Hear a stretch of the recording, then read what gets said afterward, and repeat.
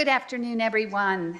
Welcome to the Westchester County Historical Society's 150th keynote event. As I've been saying all year, we are 150 years old, but we're so young. This is a great occasion, and we're very pleased you can make it. I am the co-director of the Westchester County Historical Society. My name is Barbara Davis, and I'm joined, thank you. And I'm joined by my colleague, co-director Suzanne Panditch. You met our fabulous librarian outside, Patrick Raftery. He was checking people in. And our project archivist, Monica Girardi, both seated outside. And Jenny Steinhagen is right back there with the photographs. She is our social media and all kinds of other things on a part-time basis for the Historical Society. And we have a wonderful program ahead with our esteemed guests, Kermit Roosevelt III and Mary Calvi, in a conversation. But before we have them come up to the stage, I thought it would be nice for you all to see who makes up the Westchester County Historical Society as far as the board of directors. So I'd like to now ask all of our trustees to stand.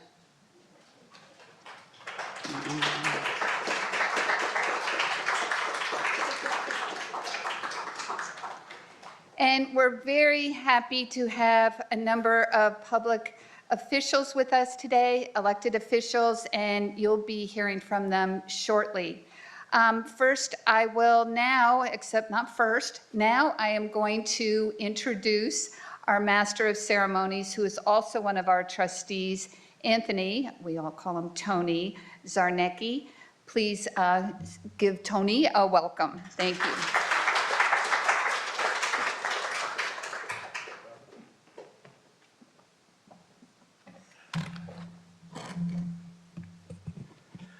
Welcome to the 150th birthday of the Westchester County Historical Society. In 1874, 2 years before the centennial of our Declaration of Independence, 25 prominent leaders in Westchester County gathered at the historic Presbyterian Church in White Plains, founded in 1714, to create the Westchester County Historical Society. At the time, Civil War hero Ulysses S. Grant was serving as the 18th President of the United States. John Adams Dix, former Secretary of the Treasury and U.S. Senator, was serving as the 24th Governor of New York State. And Francis Carpenter of Newcastle was in charge of Westchester County as chairman of its Board of Supervisors. Today, our organization is one of the 12 oldest historical societies in the United States. Here in Westchester, we've been a regular eyewitness to history, and we've become accustomed to hosting numerous presidents of the United States. In October 1776, George Washington was among us, directing the Continental Army in the Battle of White Plains. Abraham Lincoln made a speaking stop here in Westchester at the Peekskill train depot in 1861 on the way to his first inauguration. President Ulysses S. Grant was an infrequent visitor to the residence of his son, Ulysses S. Grant, Jr., who owned Meriwether Farm in North Salem. President Teddy Roosevelt, the great-great-grandfather of today's keynote speaker, spoke in Yonkers in 1910 in support of the Republican candidate for governor, Henry Stimson. Franklin D. Roosevelt made 24 public appearances in Westchester County as governor and president, which included speeches at 3 historic sites: Phillips Manor Hall in Yonkers, the John J. Homestead in Katona, and St. Paul's Church in Mount Vernon. President Dwight D. Eisenhower was the featured speaker at campaign rallies at Westchester County Airport in 1960 and at Westchester County Center in 1962. President John F. Kennedy lived in Bronxville with his family for 12 years, from 1929 to 1941, during his high school and college years, and he returned twice to Westchester County to serve as best man for his brother Ted's wedding in Bronxville in 1958, and in 1960 when he campaigned in Yonkers to become our 35th president. In October 1972, President Richard Nixon's motorcade toured 11 communities in Westchester County during the 1972 presidential campaign, and he then attended a reception at the home of Governor Nelson Rockefeller in Pocantico Hills. President George H.W. Bush married his wife Barbara at the First Presbyterian Church in Rye in 1945. Since 1999, President Bill Clinton and former Secretary of State Hillary Clinton have lived now for 25 years at their retirement home in Chappaqua. President Barack Obama visited the Washington Irving Boat Club in Terrytown in 2014 to highlight federal funding for replacement of the Tappan Zee Bridge. President Donald Trump owns the Seven Springs Estate in Mount Kisco and operates the Trump National Golf Club in Briarcliff Manor. And last year, President Joseph Biden spoke at the Academic Arts Center here at Westchester Community College about investing in America. In his remarks, President Biden praised today's venue as follows, quote, "This is one beautiful community college. The property here is amazing." So welcome to our beautiful and amazing community college. Westchester County has long been an eyewitness to history and a leader in the history community. At present, there are 240 locations in Westchester listed on the National Register of Historic Places. And today we begin writing a new chapter in the Westchester County story. Today we are honored to have several friends among elected officials who have joined us today, and I'd like to now call to the podium State Assembly Member Steve Otis of Rye, who represents the 91st Assembly District.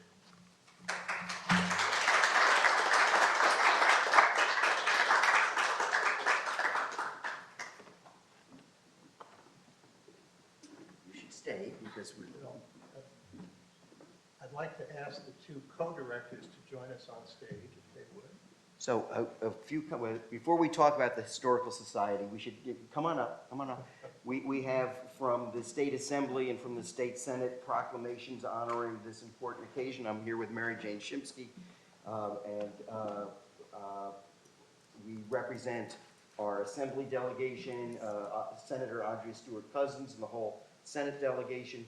But this is an important time, an important place for history, because Westchester history is also American history. So much of what our country became evolved here in Westchester, and so we celebrate that. We celebrate the 150 years. We're so honored to have Kermit Roosevelt here. What Teddy Roosevelt gave to this country in so many different ways we think about today. I recommend to you a book that was written a few years ago by Douglas Brinkley about Teddy Roosevelt's environmental heritage to this country and how important that is today. Douglas Brinkley has done a series of books about different environmental periods in our history, but the first was about Teddy Roosevelt, and it is a great read. and probably half of you have already read it. But we have here to honor this occasion from the State Assembly and from the State Senate proclamations to honor the 150 years. History is not just about the past, it's connecting those lessons to the future, and that's what the Westchester County Historical Society has done for so many years. So for all of you that are part of that, board members and supporters, congratulations, and we are honored to be part of this occasion. Thank you. Barbara, thank you so much.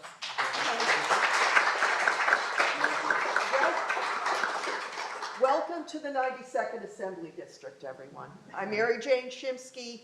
I represent the district that includes Westchester Community College.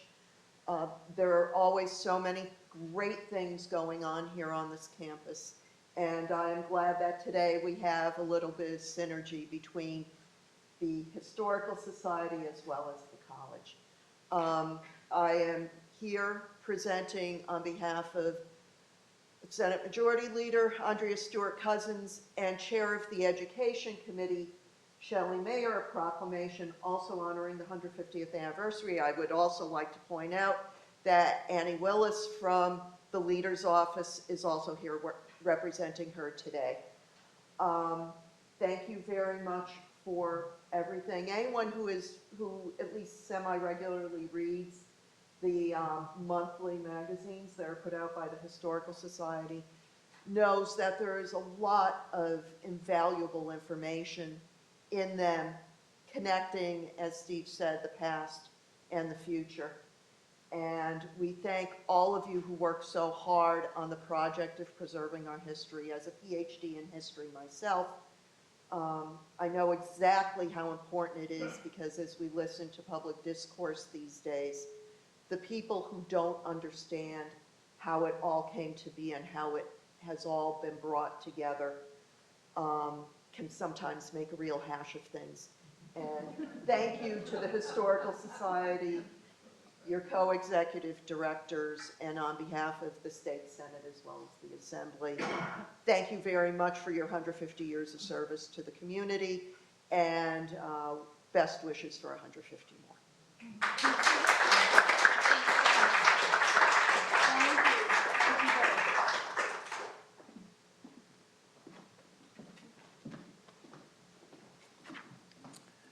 And also joining us today is Westchester County Legislator Jewel Williams Johnson of White Plains, if she could join us on stage at this time.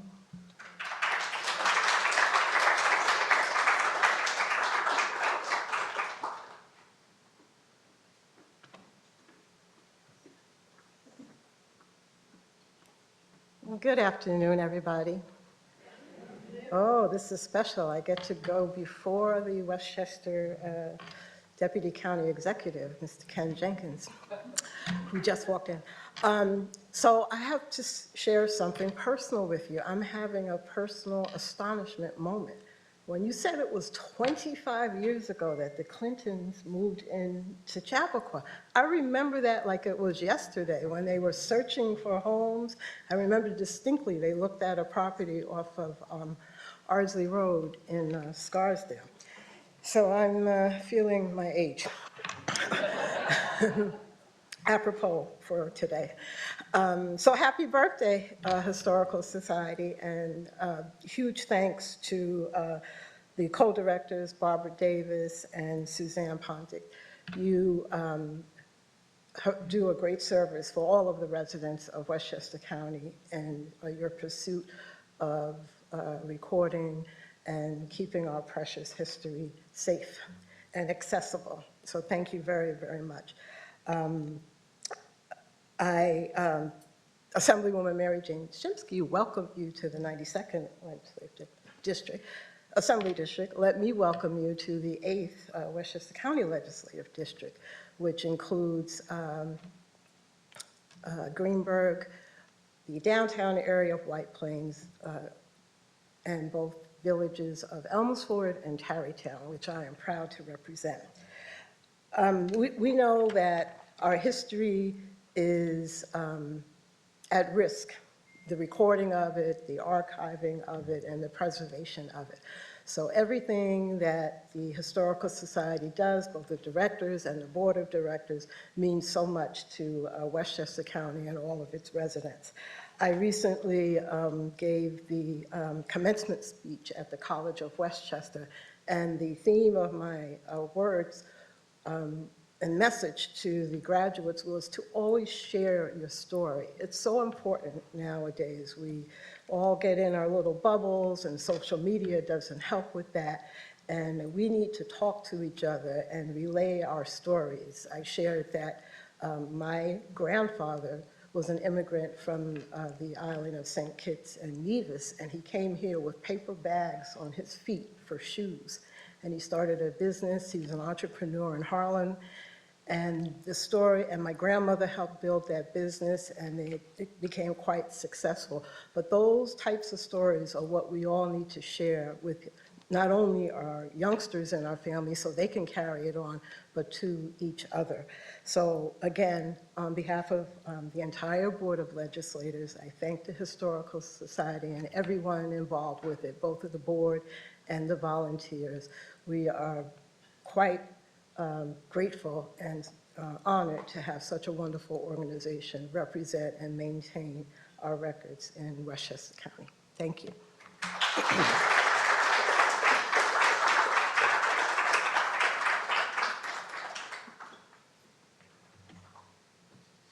Our next distinguished speaker is Deputy County Executive Ken Jenkins. Ken has served as a county legislator, chairman of the Westchester County Board of Legislators, and now Deputy County Executive. In his current role, he is a tireless partner to County Executive George Latimer. Thank you, Ken, again for attending our 2024 annual meeting at the historic White Plains Presbyterian Church. Ladies and gentlemen, please give a warm welcome to our Deputy County Executive. Great to have you here. I'm good. All right, well, first, good afternoon, everyone. Hey, I know it's a 150th anniversary birthday party. We don't have to be so stoic. Let's try again. Good afternoon. Good afternoon. First, I bring you greetings on behalf of the County Executive, George Latimer. It is a privilege to be out here with you this afternoon as we commemorate and celebrate and recognize all the tremendous work of the Westchester Historical Society and the things that you preserve for us. I didn't get a chance to hear my colleagues in government, Mary Jane Shimsky, another good friend, and a former county legislator, and so many other great things that Mary Jane does, and certainly a good friend, Steve Otis, from Assembly member. But I did get to hear what Jewel Williams Johnson was saying. And it is so very important at this particular point in time that the preservation, recognition, and understanding of all the great history that we have in Westchester and the preservation of that, the ability to make that available for every person around the county and around the world over the internet to see the things that happen. And it's complicated. It's not easy to go do in the work that you do, but more importantly, it's complicated to see our history in all of its facets, the good, the bad, and the ugly. And that's what makes this so very important in this recognition today, to say 150 years, and we know we're going to have many, many more. This county government, our administration, continues to be not just impassioned about ensuring that the history is preserved. All of us understand why we are those vanguards working with all of you to continue to make that difference every day. And I never forget to see my good friend Karen Pasquale, who is part of our team, that makes sure that we are moving forward in investing in and supporting. I'm not pre-announcing anything because we'll have some other special things coming up that connect directly to the Historical Society at its building. But we are going to continue to invest and support and recognize and hold up all the work that you do. Over the last 8 years, I can tell you that we've been involved in so many great programs because of the work that Historical Society has done, and we are going to continue to do that. So again, congratulations, 150 more years, and let's keep going and keep up making sure Westchester is the leader that it is. Thank you so much.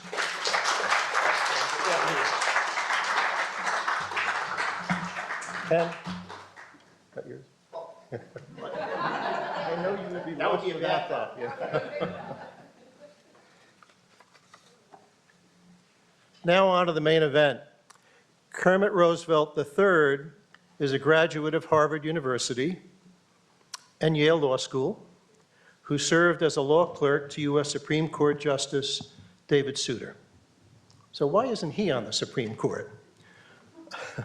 Since 2002, he has been a faculty member at the University of Pennsylvania Law School, where he teaches constitutional law as the David Berger Professor for the Administration of Justice. He is the great-great-grandson of President Teddy Roosevelt and is a board member of the Theodore Roosevelt Library and Museum Foundation. He is also related to Franklin D. Roosevelt, his second cousin, 4 times removed, if I can get the genealogy correct, whom he considers a great president, but regards FDR's internment of Japanese Americans during World War II as a serious failing. In a recent interview, Professor Roosevelt called his heritage a gift, not a burden, and somehow he has found the time to author 2 novels, both with a legal setting, In the Shadow of the Law and Allegiance. But today, we're interested to hear about his most recent book, The Nation That Never Was, Reconstructing America's Story. It challenges the traditional view about America's founding and makes the case that President Abraham Lincoln's Gettysburg Address and the post-Civil War amendments to the U.S. Constitution redefined and reimagined the story of America by promoting a new birth of freedom. A recent magazine article interviewed one of Professor Roosevelt's students, and he described his constitutional law course as, quote, a conversation between people talking about law and history. Today, we are hoping to learn more about that connection between law and history.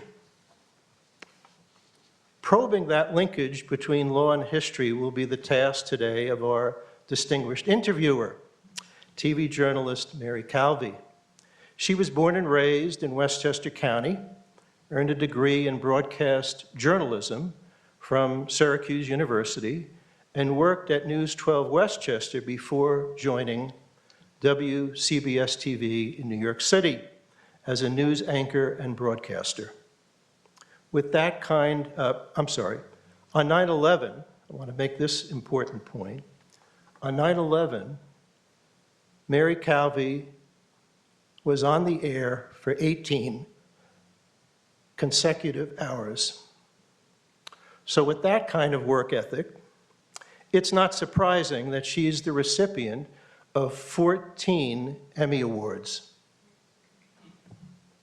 She is also the author of 2 novels, one focused on a young George Washington and one focused on a young Teddy Roosevelt. Her husband, Mike Spano, is now serving his 4th term as mayor of the city of Yonkers. We have been accustomed to see Mary Calvi on a daily basis as the anchor of CBS 2 This Morning and CBS 2 at noon. So today, we are honored to see her in person because she has graciously agreed to facilitate a conversation with Professor Kermit Roosevelt. After that conversation, we will open the floor to questions from audience members. With your applause, please welcome to the stage our distinguished guests, Kermit Roosevelt and Mary Calvi.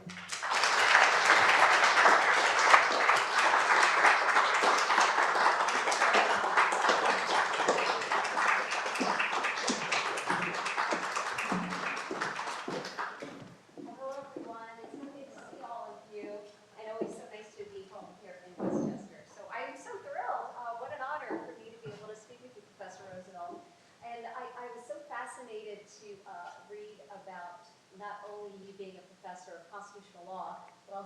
creative writing. And so it's really fascinating to be able to hear how you bring all of those together. And I just have to say that I was riveted by the book, and it's thought-provoking and provocative, and I encourage all of you to have a chance to delve into it as well. So good to talk to you today. Thank you so much. Thanks to all of you for coming. It's really an honor for me to be here. And let me say, I loved your Theodore Roosevelt book. So I encourage everyone to get that. It's very moving. You know, I think that when it comes to history, and I think you say it best in here, you say history is complicated, and I think it really opens the question of who are we as a nation, and that's really the crux of this book. Give me an idea, what is the premise that you started with when you were researching this and deciding to write this book?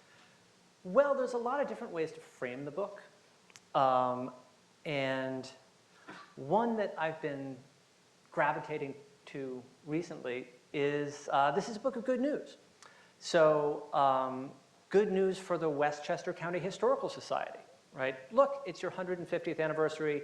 You're very old. You might think, oh, you know, but America is so much older, right?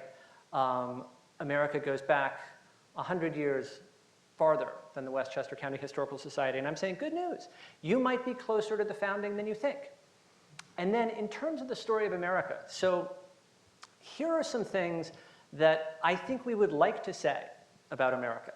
And I'm going to say them, and you can think about how they strike you. But America is born with a statement of ideals. And we believe in equality, and we believe in liberty, universal liberty. And, you know, really we're an anti-slavery nation from our founding. And we're born in a war for liberty, again, universal liberty. Again, if you think about it the right way, it's really an anti-slavery war. And our founders hated slavery. And, you know, they realized that they couldn't get rid of it immediately. But our founders were fundamentally opposed to slavery. And you can see, look, you know, when time came to write our governing charter, we took the Constitution and we made a Constitution that embodies those ideals from that early short document that shows our commitment to universal liberty and equality and, you know, viewed fairly, it's anti-slavery. So, say all those things about the Declaration of Independence and the Revolutionary War and the Constitution that's written in 1787 and the founders like Jefferson and Madison, and you'll probably get some pushback. I think particularly today, particularly from younger people, people say, you know, that's kind of a whitewashed version of history, and I'm not sure that if you look honestly at our story, that's really what it's about. And so what I'm saying, one framing, is good news. You know, it's all true. It's just that it's not quite the America that you thought. So everything that we've said about our ideals and our origins and our founders, it's all true. It's just that the Gettysburg Address is really more the statement of our ideals than the Declaration of Independence is. And the Civil War is more the war that makes America than the Revolutionary War is. And the Constitution that comes into being with the 14th Amendment, really, in 1868, is more our Constitution than the Constitution of 1787. And our founders, you can go back early, actually, I think, and identify some people as our founders. And Benjamin Banneker, I think, is maybe an important one. And Benjamin Franklin, maybe, and some early abolitionists. But really, you should be looking more at people from the 1860s. And if you want to give credit to people for the creation of our America, I think you should look at people like Abraham Lincoln and Thaddeus Stevens and Charles Sumner and, you know, to a very large extent, the black soldiers of the Union Army, people like the 54th Massachusetts. And this, I think, is a really inspiring story, and it's the story that we've always wanted to tell, and it's all true, right? So good news. America is a better nation than some people are trying to tell you. But it is also a slightly different nation. That was amazing. And I think that it says it best in here when you say the way we think about American history now as a continual unfolding and realization of the principles enunciated in the Declaration of Independence hold us back, as you're saying. Yet maybe that is not the right way to think about America. Maybe our relationship to the Declaration is different. Maybe our origins are been taught. And you said that you came to the idea of this book in the same manner as Hemingway described going bankrupt. That was gradually and then suddenly. Tell me a little bit more about that. Well, so we were talking before about how long it took me to write this book. And there are sort of two answers to that, because it was gradual and then it was sudden. And the gradual answer is it took over 10 years, because I started thinking about these ideas as I was teaching constitutional law. And I've been teaching constitutional law for 22 years now. So I've had a lot of time to go over the cases again and again. And it really is fresh and wonderful with each new class. I have one of my former students sitting here. So I learn something new every year. But looking at the same cases again and again and again, you do start to notice things. And as I taught American history through the development of our Constitution and through the great Supreme Court cases, I just started thinking, race plays a larger role in this than our conventional wisdom tells us. And it explains a lot of things that otherwise seem sort of mysterious. And the traditional story, what I call the standard story, doesn't actually explain everything that's going on here. I'm not fully satisfied with the story that we have. And then the sudden part of it was about the Declaration of Independence, because I was asked to write a review of two books by my friend and mentor and teacher, Yale Law professor Jack Balkin, about originalism. And he was giving us what he says is sort of the conventional American story about how our ideals are stated in the Declaration of Independence, and then the Constitution is written to give them the force of law, and then we progressively realize those ideals over the course of our history. And it made me look more closely at the Declaration of Independence and read it again and focus in particular on the phrase, all men are created equal, because that's sort of the heart of the American creed and the story that we tell ourselves. And suddenly, I don't know why I didn't see it before, but suddenly I was like, there's a very clear argument here. There's a very clear argument of political philosophy that the Declaration is making. And I see exactly how all men are equal works in that. And that's got to be the argument that Jefferson is making. But it just has nothing to do, really, with the way we read that phrase now. We read it to mean all sorts of things that it seems very unlikely Jefferson meant. And in particular, like this idea of equality under law, that there is a sort of inherent equality of all people that the government should respect. That is not part of the argument that Jefferson's Declaration is making. And then I was like, wow, that's very strange. I wonder if anyone else has said this. So I started doing research on that, and it turns out, yes, a bunch of scholars have pointed this out.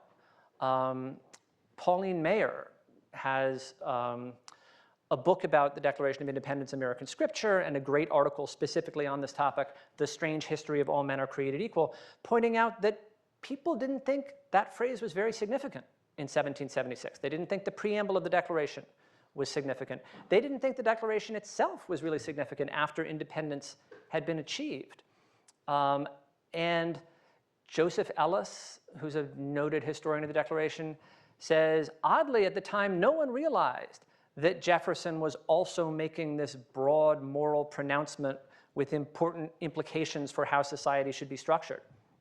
And I thought, well, if people didn't think that at the time, maybe they were right. Maybe that's what it meant to them. Maybe it meant something different. So where does this new understanding, this different understanding come from? Well, Pauline Mayer answers that too, and the answer is abolitionists. So then I was like, it seems like abolitionists are pushing a different reading of the Declaration of Independence. I wonder where that goes. Well, it goes to like the Lincoln-Douglas debates and the Dred Scott decision and the Civil War. And suddenly I started seeing a different story of America taking shape, where our ideals come from different people. So there are people, I said, at the founding who are pushing this understanding, but they're abolitionists. They're sort of outsiders. It's Benjamin Banneker and not Thomas Jefferson. And if you think about that, then the Civil War sort of looks different too, because the clash of values that's going on there is, I think, not the one that we conventionally think of. So a lot of American history looks different. What I'm saying here is, pretty radical in some ways. But the big point that I always want to make, that I want to ensure doesn't get lost, is this is in some ways a conservative book, and it's in every way a patriotic pro-America book. So you can think of the history wars that are going on now and the arguments that people are having. You can think of them, and it's maybe an oversimplification, but you can think of them as there are people who are saying America is a good nation, and there are people who are saying America is a bad nation. And I am very much on the America is a good nation side of things. I'm telling you, America is great. America deserves your faith. America is worthy of our love. But I do think it's not quite the America that we usually think of. Let's talk a little bit about that, this standard story that you refer to in the book quite a bit, where you say, many of us tell ourselves, to explain who we are, we the heirs of the first revolution, the descendants of the signers of the Declaration of Independence, or the drafters of the Constitution. But you really say that the standard story is not as much of a feel-good story as so many people have come to believe, because it leaves out so many people, marginalized Americans. Yes. So if you think about the role that 1776 plays in our national history, basically the role is unity. And when Americans need to come together, we often say, remember that great moment of 1776 when all Americans stood together. And you see that maybe most strikingly after the Civil War. In 1876, the centennial, when the idea is America must come back together and remember the great moment of 1776 when all Americans stood together against the British. Well, a couple of things to say about that. One, that moment of reunion, 1876, what's happening there is we're bringing white America back together, and there's a cost. We're bringing white America back together and basically sacrificing the ideals for which hundreds of thousands of Americans died, the ideals of the Civil War and Reconstruction, the idea that we are going to have not just an end to slavery, but a more equal society. Because what happens with the Compromise of 1876, which does bring white Americans back together, and it resolves the contested election, and it allows the Democratic Party and the Republican Party to stop fighting over who's going to be president in 1876. But the price of the Republican victory there is that the federal troops end their military supervision of the South, and the consequence of that is the racially integrated Reconstruction governments that had been set up in much of the South are overthrown, often by violence. And so we get what looks like unity, we get what looks like peace, but it's really the restoration of a racial hierarchy in the South. So white America comes together, and black America is sort of left behind. Now, sort of the same thing, I would say, is there if you look at the original 1776. So one, were all Americans united? Well, no, not really. That's kind of a fairy tale that we tell ourselves, because almost a third of the country, if you believe John Adams, were actually loyalists. They supported the crown. They were still loyal to King George. Now, interestingly, what happened after the Revolution with all these loyalists? We basically wrote them out of our story, right? A lot of them left the country. Many of them, we took their land, we took their large estates, we broke them up and gave that land to poorer Americans. We did a lot of the things that we could have done but didn't do to Confederates after the Civil War. And that was one way of producing unity after 1776 and the Revolution. The Americans who stayed all believed in the ideals of the Revolution, and we did sort of go forward together. And we didn't have to give up the ideals that we'd fought for. But then the other thing is, the unity of 1776 is also basically a unity among white Americans, because there really aren't that many black American citizens. There are free blacks in the North. Their citizenship status is maybe actually unclear. Of course, the blacks in the South are enslaved. So 1776 is a moment of unity, but it's also kind of a moment of exclusive white unity. And it's not as much of a feel-good story as you might think. And I think you see this, again, if you talk to young Americans about this now, and you say, look at that great moment of 1776. And they're like, yeah, when slavery was legal in all of the 13 states. And you're like, look at our great hero, Thomas Jefferson. And they're like, yeah, the man who enslaved his own children. Because he did, right? The man who wrote the Declaration of Independence with an enslaved person standing at his elbow. There are some difficult contradictions there. Although part of what I'm saying is they're not as much a contradiction as you might think. There's so much of this book that talks about the insiders and also the outsiders, and that is what it seems like you're trying to get at mostly. One of the things you talk about is these different views of inclusive equality versus exclusive individualism. Can you talk a little bit about that? Because I thought that was just so fascinating to see those two subjects talked about in this way. Yeah, so there's lots of ways to understand American history and lots of different stories that you can tell. But the story that sort of emerged for me through all of the research that I was doing was a story of a struggle between these two ideologies, inclusive equality and exclusive individualism. So exclusive individualism says, here we are, right, and we're a people, and there's a line around our community, and outsiders are different from us, and they're probably dangerous, and it's hard for them to become insiders. Maybe they can, but crossing that outsider-insider line is a challenge, and some people maybe can never do it. And individualism, the point there is the government should think of you as an individual. It should protect your rights as an individual. And it really has no business taking from one person, right, infringing on your rights, taking something away from you, and giving it to another person. Redistribution is suspect. And redistribution just to make people more equal, that's pretty clearly bad. Redistribution from outsiders to insiders, redistribution from insiders to outsiders, take something from the insider, give it to the outsider, that's terrible. That's like the worst thing the government can do. So that's one vision. And what I say about it is that's really kind of the vision of founding America. That's actually kind of the vision of the Declaration of Independence, right? The government is created to secure your rights. Government has no business violating your rights for no good reason. In fact, if the government does that, you can rebel. That's the vision of the Declaration of Independence.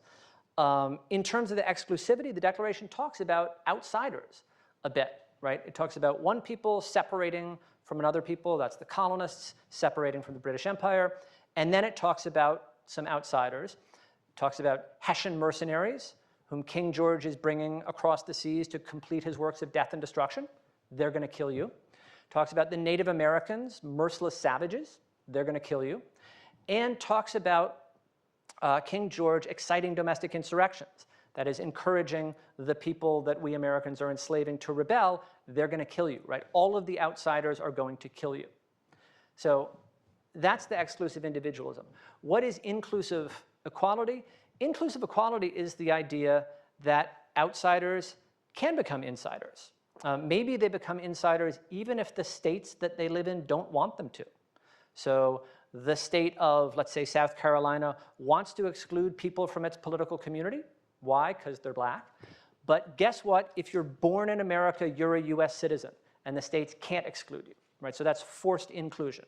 Birthright citizenship, that's the 14th Amendment. And then equality, the idea there is equality is a goal that the government should strive for. Equality is something the government can try to promote. And maybe that does mean taking something from some people and giving it to others in order to promote equality, but that's fine, that's legitimate. Like, we like an equal society more than an unequal one. And that's the vision of Abraham Lincoln. And it's also embodied in the Reconstruction Amendments, sort of most obviously through emancipation and the treatment that the 14th Amendment gives to claims based on emancipation. I think that what I really enjoyed reading about was that maybe we shouldn't look at it as much as our past, but as our path. And that America is still under construction. It wasn't just one moment in time, but years of become the nation that we should be? Yeah, so I think that's absolutely true. And the thing about the two ideologies that I just described is I think of American history as a struggle between them. And exclusive individualism, I was telling you, I associate with the Declaration of Independence, and you can see this in the early republic. There are debates, for instance, about whether it's okay for the national government to engage in disaster relief. So, Savannah burns down. Can the national government spend everyone's money to help the citizens of Savannah? Or is that an unwarranted infringement on the rights of the people whose money you're taking? Right? That's the kind of debate they're having in the early republic. And then you get to the Civil War and Reconstruction, and inclusive equality comes in there, backed by the Union Army. It's really military force that makes this part of our Constitution. And for a while, we've got racially integrated governments in the South, and what are they doing? They're redistributing, right? They've got public schools, they've got public orphanages, public hospitals. They're providing social services. So at the expense of everyone, we're supporting the less fortunate. It's redistribution. But of course, the former Confederates don't like that. So there's resistance, and eventually they take power back. That's after the Compromise of 1876, the redemption of the South, the overthrow of these governments. Exclusive individualism takes control again. And then it's a cycle. So then you get the second Reconstruction of the Warren Court and the Civil Rights Movement of the middle of the 20th century. And we have a more inclusive egalitarian vision. But it's a cycle. The second Reconstruction is followed by the second redemption, which I would say starts in about 1980 with the election of Ronald Reagan, and it has something to do with originalism, and it has something to do with states' rights, and it has something to do with this idea of individualism, right, and big government as a problem and redistribution as a bad thing. And the second redemption, I think, is the era that we're still in now, constitutionally speaking. So one way in which I think about it as our path and not our past is there are cycles. And you can see these different ideologies ebb and flow. And then the other way that I think about it is we like to think of American history, I believe, as a success story. So that it starts on a high note with the Declaration of Independence, which is like the purest expression of our ideals. And then we're trying constantly to live up to it, to sort of get back to that Eden from which we've fallen. And there are challenges, but America always wins. We face the challenge of slavery, and we overcome it in the Civil War, and then we face the challenge of racism, and we overcome it with the Civil Rights Movement, and we're just always sort of succeeding and getting better. But there's certainly a different way to tell that story, which I think maybe is more accurate, which is that Americans work within the system as long as they think that it can deliver the justice that they need. But if they reach an impasse, then they break it and they make something new. And in that sense, we really are a revolutionary people. So that's the story of the revolution against King George, where we try to make monarchy work, but eventually we just can't accept what's going on. We have the revolution. It's the story of the Articles of Confederation, where the Articles of Confederation are our first attempt at a national government, and they don't work, so we break them. And the Articles require unanimous consent for amendment, and Rhode Island is very upset that we're going to have this new constitution without getting their consent, because they're the smallest state. They have a veto power under the Articles of Confederation. They use that veto. They love that veto. We're going to take it away and impose this new system of government on them. They're like, this is not okay. And we're like, sorry, Articles weren't working. We're tossing them aside. We're doing something new. And this is where I get a little bit more controversial, because what I said before is everyone accepts it. This is also what happens in the Civil War and Reconstruction. So after the Civil War, basically everyone understands slavery is going to end. The southern states have to ratify the 13th Amendment. They maybe don't want to, but they do. And the states that ratify the 13th Amendment are basically the same states that seceded. You can look at the state legislatures that voted for secession in 1861, that ratified the 13th Amendment. They're all white, they're Democrats, they're the same states. Then Congress says, we haven't gone far enough. Right? The 13th Amendment has not taken us where we need to go, because the southern states have responded with the black codes, right? And they've tried to reimpose slavery in all but name. The Reconstruction Congress says this is not going to fly. We're going to have a more radical change. They enact some civil rights acts that wipe out the black codes, and then they're like, but we need to make this part of the Constitution. They write the 14th Amendment, which says, among other things, birthright citizenship. That means citizenship for black people against the will of the southern states. They send this amendment out, and it gets rejected. So 10 of the former Confederate states reject it. Delaware and Maryland reject it. So not just the former Confederates. New Jersey and Ohio initially ratify, and then they try to withdraw their ratifications. So overall, what happens with the 14th Amendment, on my account, is Congress sends this out to the America of the founding, basically, right? The southern states are still the same states. And founding America rejects it. Founding America is confronted with the question of black citizenship, basically, and founding America says no. And then the Reconstruction Congress says, we've worked within the system for as long as we can. We tried the Article 5 route to fundamentally change the character of the American nation. You said no. Now we're going to break the system and make something new. Because what Congress does then is it annihilates the governments of those 10 Confederate states that said no. They passed the Reconstruction Acts, which say no legitimate governments exist in these states. In fact, they're not states anymore. There are 3 military districts, and the South is under the control of the US Army. And then Congress says to the people of the South, not to the states, says to the people, hold constitutional conventions, write new constitutions, make new governments, and by the way, here's who the people are. It includes the formerly enslaved, because Congress says they're citizens.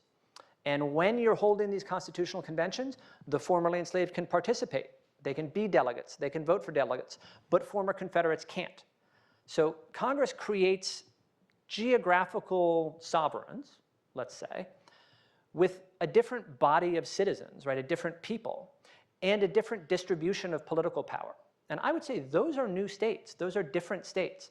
So interestingly, the legislatures of Georgia, Florida, and Alabama actually sue the Secretary of War, saying Congress has destroyed our states and created these imposters in their place, right? This is not the state of Georgia anymore. And that case goes all the way up to the Supreme Court. The Supreme Court refused to decide it because they say it's a political question. But I think the legislature's got a point. So when founding America said no to the idea of black citizenship, I'm saying, Congress wiped out 10 of the states that said no, made new ones that would say yes, and that's how you get the 14th Amendment, which fundamentally transforms American society. And this, I think, we should understand as a revolution and a rupture in the American story, just as much as the break from the monarchy and King George is a rupture. So what all that means is American history is a story of some success, but also of failure and reinvention. And also, our greatest progress sometimes comes from conflict. It doesn't necessarily come from everyone getting together and saying, now we see what's right. Sometimes it comes from conflict. So important to understand our past in order to move forward in our future. And I think that the Historical Society would be fascinated to hear about your work in preserving the presidency of Theodore Roosevelt with the library that will be open in just a couple of years, you being on the board, and maybe you can talk about the influence being a Roosevelt on your career and your writing. I think so many people will be interested in hearing that, more about that. Oh, yeah, thanks. Well, so the first thing I would say is, if you don't know about the library, you should, and you will, because it's going to be spectacular. So it's the best reason you'll ever have to visit North Dakota, perhaps. Maybe I shouldn't phrase it that way. The North Dakotans might not like that. But so one of the reasons, well, first, it's going to be a fabulous, spectacular library. One of the reasons that it's in North Dakota, there are good Theodore Roosevelt related reasons. You know, North Dakota made him the man he was. He said, this is where the romance of my life began. He said, I would never become president if not for my time in North Dakota. There are good North Dakota related reasons for that. But it also is going to be, you know, a big attraction in that region of the country without as much competition as it might have if it were in New York next to the Whitney or something like that. So it's a great reason to go see North Dakota, and it's going to be spectacular. It should be opening in the summer of 2026, around then. Construction is still ongoing. You never know exactly what the timeline is going to be. But I do absolutely encourage you all. First, you can look it up online and see the drawings, see what it's going to look like. And then also, I hope that you all go. And then the other question, so the influence of Theodore Roosevelt on my career. Well, on the one hand, it's a little bit hard to say, because I don't know what it would be like if I hadn't been born who I was. And what I usually say is, in many ways, it's a blessing. And I appreciate that, and I understand it, and I feel lucky and privileged to be able to feel a connection to Theodore Roosevelt, because I do think he's a great historical figure. I think there's probably no other former president, maybe Abraham Lincoln, but almost no other former president who has the same kind of bipartisan appeal. So Theodore Roosevelt was an incredibly energetic, prolific, amazing guy, which meant that he did something that just about anyone can like. No matter what your political persuasion is, Theodore Roosevelt has something for you. And it's great. I mean, it's great to feel connected to someone like that. It's also a little bit daunting. You don't want to compare yourself to Theodore Roosevelt, because sort of no matter what you're doing, he did it better. I mean, one of the things that I do sometimes to make myself feel better about myself is I'm like, how many people are more successful law professors than me? Well, there's probably 100 or so. But how many of them are also successful novelists? And now you take it down to like maybe 10. And then I'm like, and how many of those are also better than me at chess? And actually there's maybe one, Stephen Carter, because he plays a lot of chess. But then I'm like, I bet I could beat Stephen Carter at squash, right? I don't think there's anyone who's better than I am at everything that I do. I mean, this is probably true for everyone, to be honest. But Theodore Roosevelt comes close, like to beating you at everything you do. So that's a little bit daunting. But it also does, I think, make me feel that American history is accessible in a way. So I'm trying to revise the way that we think about Thomas Jefferson. And I'm trying to really get inside Abraham Lincoln's head and understand what was going on there. And I do think maybe feeling a connection to Theodore Roosevelt makes it easier for me to do that and not feel that I'm not worthy to touch the reputation of Thomas Jefferson. And I also feel like in America we should all feel that way. We're not supposed to believe in hierarchies. Certainly not sort of status hierarchies. So I think our history should be open for all of us to question and to think about. And then I guess like the last thing to be just sort of complete and honest in the answer is I have sort of mixed feelings about the effect of my relationship to Theodore Roosevelt on my career, because on the one hand, I have to admit, like it opens doors for me and it gets people to listen to me who otherwise might not. And I've definitely benefited from that. Then, you get to a certain point and you're like, wait, I have things to say on my own. I have my own ideas. I don't want to just be asked what I think about Theodore Roosevelt all the time. And yet I understand, like I wouldn't necessarily be where I am if I hadn't had that hook for people. Because, the other way that I think about it is I feel like I'm qualified for everything that I've done. And you can look at like my test scores and my grades, and people wouldn't say, how did he get into that school? How did he get that job? It doesn't make any sense. But for most of the positions that you're applying for, there are lots of qualified people. And who gets picked out has something to do with, is there something shiny and interesting about this person? And I freely concede that that could well have had an impact on my career trajectory. Fascinating to hear and complicated too, and I really appreciate hearing that. I had such a great honor of spending time with the love letters of Theodore Roosevelt when he was a young man at Harvard writing to his first love, Alice. And I really felt out of place. And when you said that history should be open, I felt like, I didn't deserve that opportunity, nor did I feel like I had the opportunity to find a story of George Washington and his first love that I did feel like an imposter so often when I was spending time with history like that and feeling like other people are definitely more qualified than I am to do such a thing.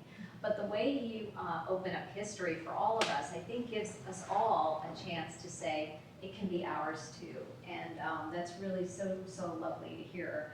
We have such an opportunity right now to ask questions of Professor Roosevelt, and the mic is now open for all of you to ask questions as well. And we have one right here. And before we start with the questions, just to let all of you who are asking questions, this is being recorded. For the purposes of Westchester County Historical Society only. Professor Roosevelt, as I look around the room, there are about half of the audience that might be interested, especially in the reconstruction of the history of women's equality. I'm thinking you related how the 14th Amendment didn't really become realized maybe until the Voting Rights Act of 1965 or whatever. We had the 19th Amendment in the 20th century, and now we're at another point in the 21st century. Do you see this as kind of a little bit of a revolutionary step that we've been taking in the 21st century? Well, so I think the story of women's rights and women's participation in American government is an incredibly important story. And this book is more about race and Reconstruction, and that's sort of the central issue of Reconstruction. Now, it's unfortunate that that's the central issue of Reconstruction, because for a while, the movement for racial equality and for black voting rights was closely linked to the movement for sex equality and women's voting rights. And there's a good reason for that, because the struggles are in a lot of ways similar. You know, here are people who are being excluded and relegated to second-class citizenship for reasons that don't really stand up to scrutiny, you know, because of overbroad generalizations and inaccurate stereotypes and beliefs about their capacity that just aren't based in fact. So they could have gone forward together, I think, and they really should have. But under the political circumstances of the time, people felt like we can't get both of these done, and so the movement's fractured. You know, and Frederick Douglass and Susan B. Anthony had a falling out. But in trying to tell the happy story of America where the 14th Amendment is great, the 14th Amendment, right, doesn't give you women's voting rights, of course, and it actually is sort of bad from that perspective because it includes an acknowledgement of sex discrimination in voting. It's a little bit technical, but it sort of understands that it accepts that states are denying women the right to vote and doesn't inflict any penalty on them for it. But it is the 14th Amendment that eventually gives us the Supreme Court's sex equality decisions. And it's sort of an interesting constitutional law question. If you didn't have the 19th Amendment, and nowadays a state tried to take the vote away from women, would that be constitutional? Under the Supreme Court's case law, the answer is pretty clearly no. Unconstitutional because of the 14th Amendment. Now, obviously that's not true when it's ratified, but it's true now. So the gloss that I try to put on that is the 14th Amendment does contain within itself the seeds of all of these other equality movements. Even if it seemed like they were being denied at the time, we did enact principles that led to them. So, you know, we get sex equality, we get sexual orientation equality, we get other equality movements coming out of the 14th Amendment. Even though at the time it looks like we're only making progress with race, we're really actually advancing an ideal that's broader in its application. Now, I know this is a little bit like the story that we now tell ourselves about the Declaration of Independence and the Revolution. So I'm aware that it's not necessarily perfect, but that's the way that I try to understand it.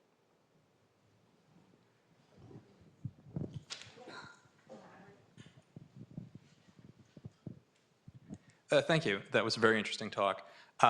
Was hoping you could circle back and speak a bit more about the phrase "all men are created equal" in the Declaration, because it's always been kind of confounding for me of how someone who owned other human beings as property in a hereditary state of slavery could have written that. Right. And so what exactly did he mean by it, if he didn't mean what we think it means? Yes, I'm so glad you asked that question. So how could Jefferson write "all men are created equal" while enslaving other people?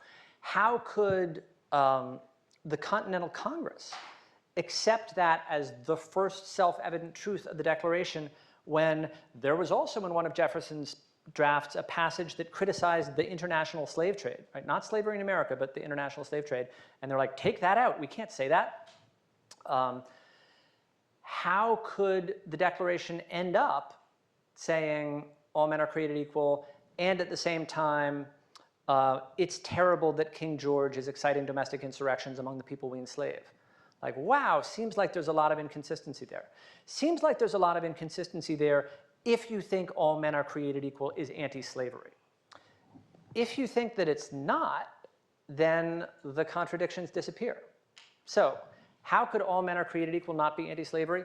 Well, trace it back to what is pretty clearly its origins in John Locke's second treatise of government, right? The argument that the Declaration gives pretty closely tracks Locke's second treatise, very often almost word for word. So Locke says, I think, like the state of nature is perfect equality, or men are equal by nature, something like that. He uses sometimes the same phrases, a long train of abuses, that Jefferson does. It's very clear Jefferson is giving you Locke's argument.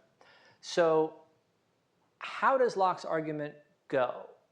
It's about where legitimate political authority comes from and when it ceases to be legitimate, which is exactly what the Declaration needs to tell you. Right? The point of the Declaration is to say the American colonists are justified in rejecting the authority of the British Crown. It once was legitimate political authority, right? So we obeyed you, but now we don't have to because it's not legitimate anymore. So where does legitimate political authority come from?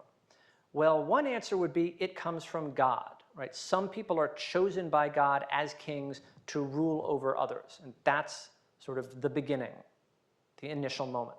And if that's true, the revolution is a sin, right? The revolution is not justified. The colonists are in bad shape. So we got to rebut this idea of the divine right of kings.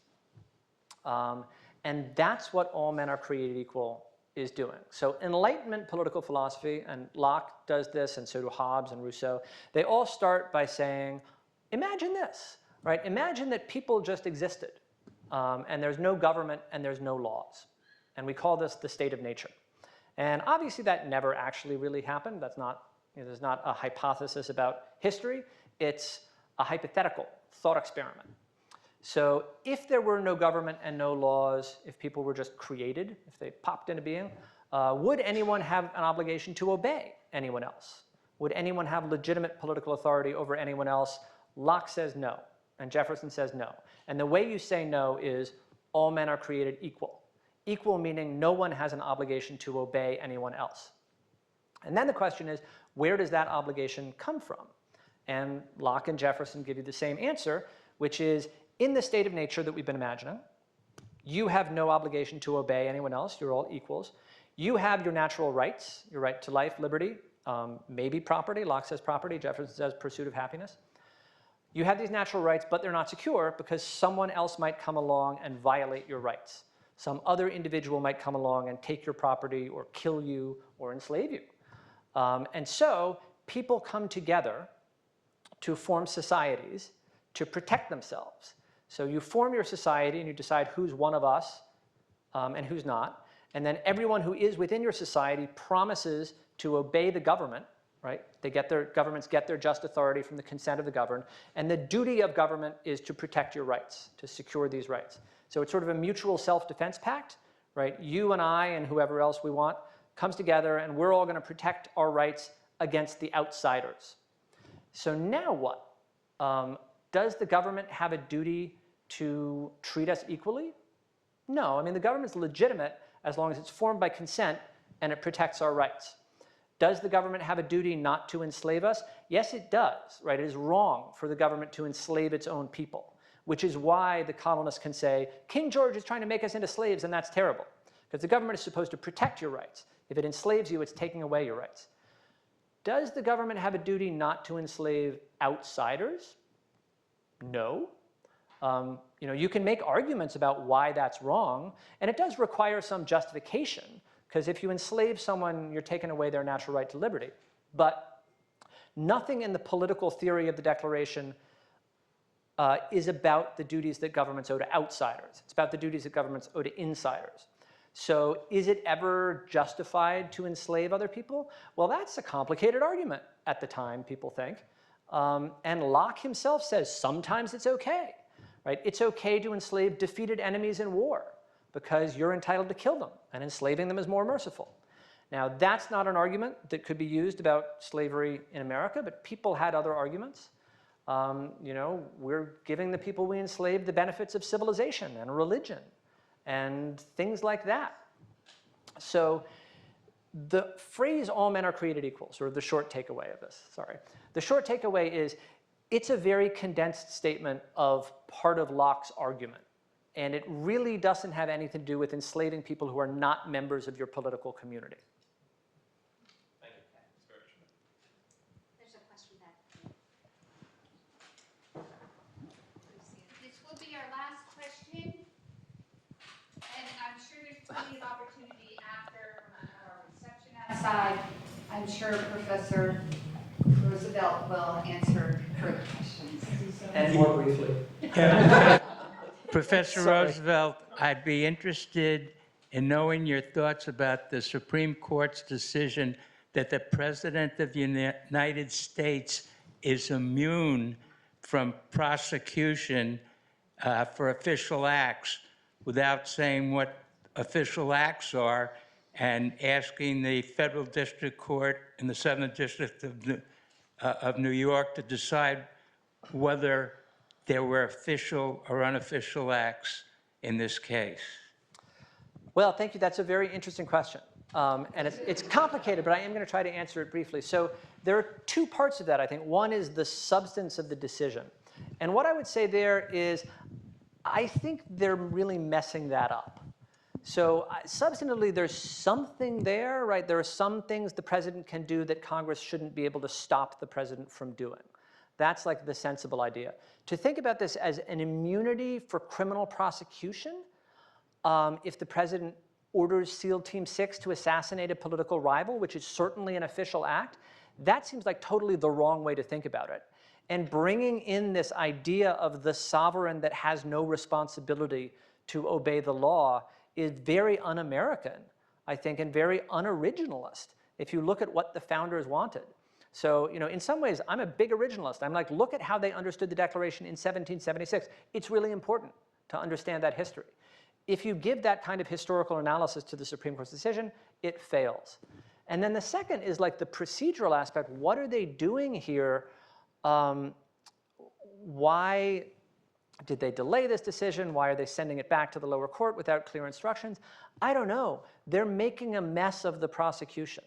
And why they're doing that is anyone's guess. Thank you.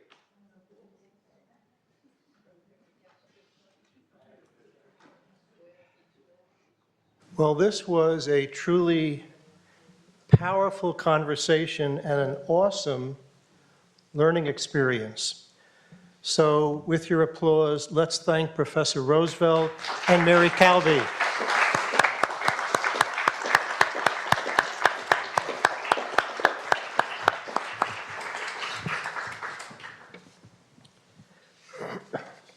Thank you both.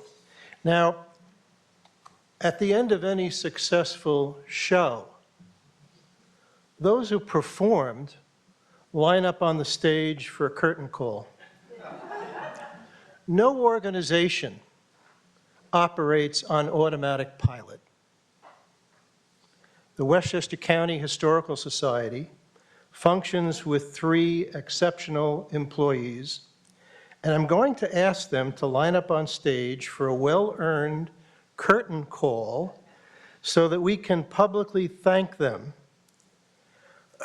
with a grateful round of applause because they have done much of the work in planning today's event in partnership with our Community Engagement Committee. Suzanne Pandich, co-director. Barbara Davis, co-director. And Patrick Raftery, assistant director.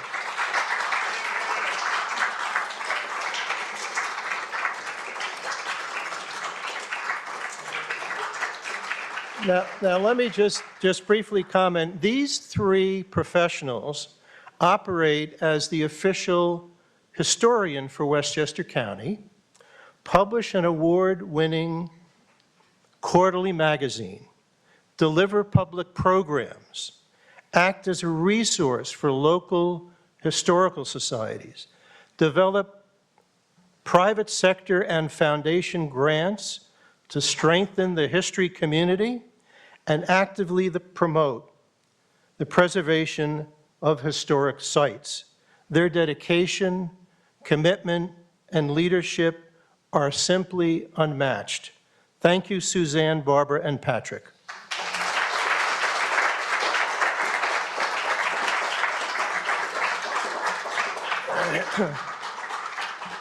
Now that concludes our formal program. We thank all of our participants and all of you for joining us today. We're happy to announce that the Mario Cuomo Tappan Zee Bridge will be illuminated tonight in green and gold to honor the Westchester County Historical Society, and that tribute can be seen by land or by CAM. You can Google Mario M. Cuomo Bridge, CAM, to view the illumination online. Now, no birthday party would be complete without some refreshments, so please join us for cake, champagne, and apple cider in the lobby area, where we also invite you to meet our authors and presenters today, whose books are for sale, and you can purchase a signed copy of Professor Roosevelt's book and also the Westchester County History great volume by Field Horn, who's with us today. Please remember to support your local historical society and join the Westchester County Historical Society if you're not yet a member.